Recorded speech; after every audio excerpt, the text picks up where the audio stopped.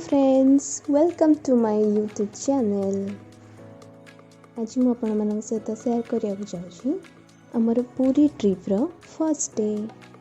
पूरी ट्रिप्रे आमे मैंने 5 जन जाइए, मु मो फ्रेंड दीपा, शैलजा, प्रियंका और तार सान भौणी मधु। आमे इवनिंग रे प्लानिंग कलु जे जीवा बोली एवं ता परदिन सकाल ट्रेन ने हमको जीवार थिला। आम राउरकेला टू पूरी एक्सप्रेस रे टिकेट कलु। तो फ्रेंड्स मु आपण मानक सजेस्ट करी जदि आपण फैमिली की फ्रेंड मान सहित जाऊँगी ताहले ही इथरे जातु, नहले एकुटिया तो पूरा एते समय ट्रेन रे रही बोर हो जाए।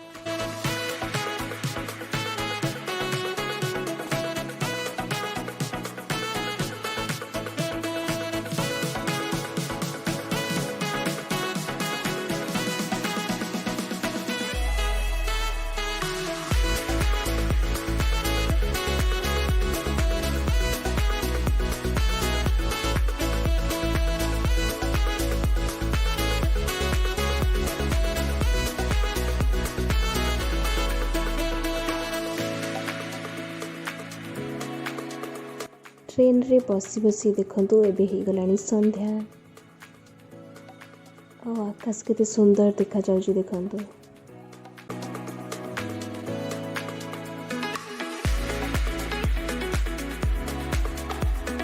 राति रे मैंने पूरी रे पहुँचला टिके टायर्ड हो जाइथिलु जेहेतु एते समय ट्रेन रे बसिया थिला।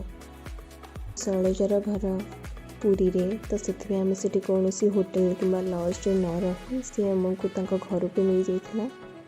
तो परदिन आफ्टरनून आम मैंने बाहरलु माता मठ बा श्री गौर विहार पीठ। आज पूरा माता मठ रे बहुत भीड़, देखते केते लोक आसछंती। चलतु भीतर को बुली जा।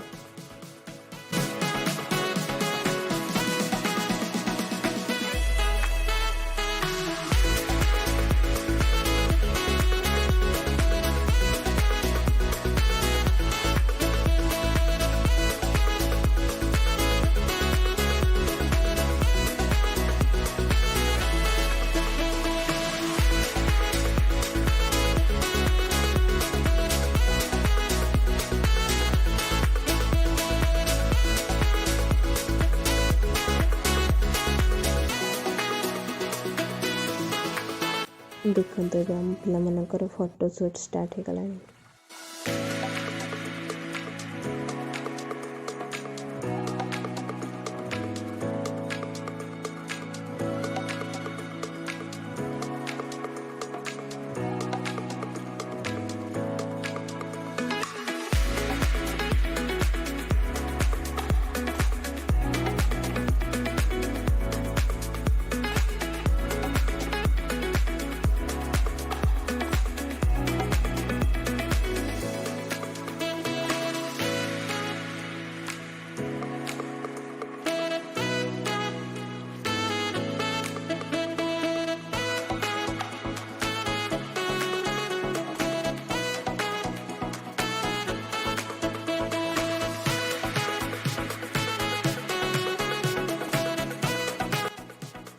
माता मठ बा गौर विहार एकमात्र टिके झलक थिला। आपण माने जदि पूरा वीडियो देखा चाहते ताहले डिस्क्रिप्शन में लिंक दे दीजिए, आपण माने जाई माता मठर पूरा वीडियोटा देखिपारे।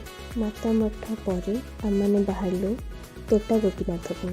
तोटा गोपीनाथ मंदिर भितर कैमेरा वीडियो रिकॉर्डिंग अलाउ नाथिला, तो से मैंने साइड रे खाली जो फोटो गुड़ाक उठेइथिलु मु से सब वीडियोस रे देदेवी। तोटा गोपीनाथ हूँ एकमात्र मंदिर जो थी कि महाप्रभु बसी अवस्था पूजा पाती एवं किंवदंती कही श्री चैतन्य तोटा गोपीनाथ महाप्रभु मध्य लीन हो जाते। तोटा गोपीनाथ पर आम मैंने समुद्र कूल को आसचु।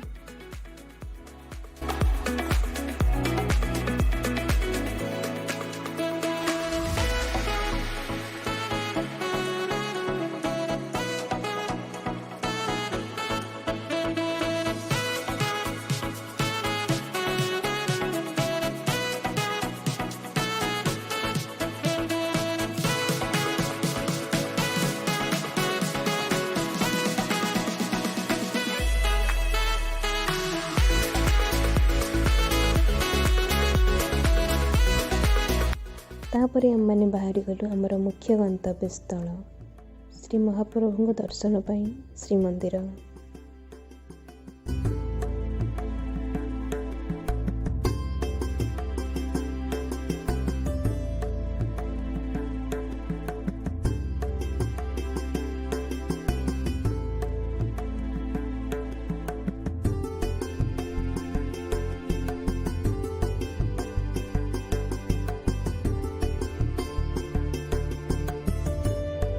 दर्शन सारी आमने घर को आसिलु। घरे आंटी आगु अभड़ा नहीं आसते तो आम घरे अभड़ा खाइलु।